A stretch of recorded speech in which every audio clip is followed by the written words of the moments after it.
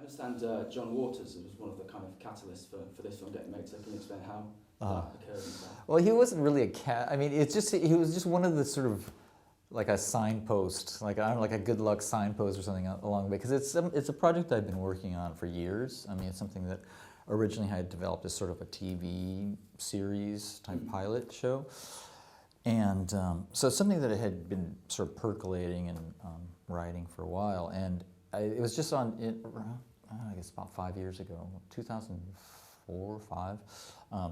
I was getting an award and John was presenting it in Provincetown, and we were backstage, and I mean, John's kind of a friend of mine, and we were just like, you know, bullshitting backstage, and he's all, you know, Mysterious Skin's a great movie and all, because the award was for Mysterious Skin. He's all, it's a great movie and all, you know, it's really amazing and all that, but he's like, I really want to see you do like an old school Gregg Araki movie, you know, just sort of like my earlier movies like Doom Generation, which is more kind of in your face kind of movies. I'm well, really, that's coming from you of all people. That's I was super flattered that he would even like think something like that, and it just sort of made me think like, that's interesting that John Waters said that.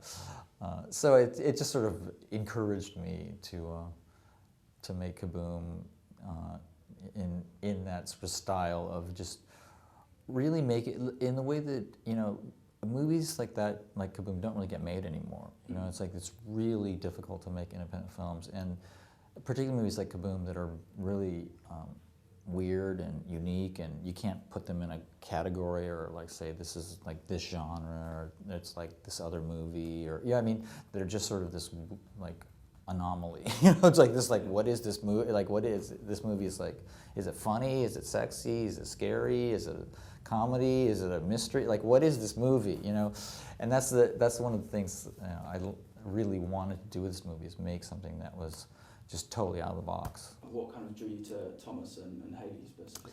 The casting was very involved. I mean, we really did a very wide search, and you know, all the actors in the movie, every single one of them, they all, you know, earned their parts kind of fair and square. Like you know, there was tons of auditions. I saw tons of actors, and really, from those all those auditions, picked the best of all the best, and every single one of the actors are just amazing. I mean, I'm so lucky to have such a great ensemble. And one of the things I love about the cast is that they're all, you know, a lot of times in these ensemble movies, people sort of start to blend together. They all kind of look alike. Like, is that Tom or is that Joe? Or, yeah, I mean, it's like, who are these people?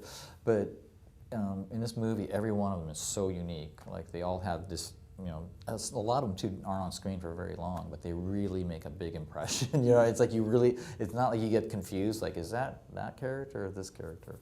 Like, they all really pop, and that's one of the things I really love about the kids in the movie. Yeah, they have to be quite brave as well, because a lot of clothes are shed and yeah. No, the audience, the actors were so, all of them were really just so gung-ho and so committed to the script and the idea, the project. They loved they loved just working on something that was so kind of unique and crazy, and they were all so like 110%, you know, there, and really courageous and just totally, you know, walking the gangplank and just like willing to do anything. Is awesome. David Lynch has always been a huge influence on all of my movies. I mean, I think he's a really visionary, amazing filmmaker. But this movie is probably my most overtly Lynchian movie. I mean, in that it really, the sort of free-spirited nature of Twin Peaks and the way it's sort of, you know, very much like Kaboom, would just do whatever it needed to do. You know, nothing was too weird or nothing was too like, oh, you can't do that. It was just like, it'd break all these rules and just do all this crazy stuff. That spirit was definitely a huge inspiration for this, in the sense that I really just wanted to do something that was not playing by anybody else's rules, really. I would love to do a studio movie, but my thing about doing a studio movie, particularly at this point, because I've been making these indie films for so long, is it has to be the right one. You know, I'm not going to do just any old studio movie to do one. I was actually I've been attached to studio movies in the past, but you know, like a lot of things in Hollywood, you know, they don't happen for various reasons. But it's not something I'm averse to. I would just have to, you know, it would definitely have to be something that I loved and was really, you know, committed to. For me, it's not really about whether it's a studio movie or it's an independent movie. It just has to be something I'm super, super passionate about.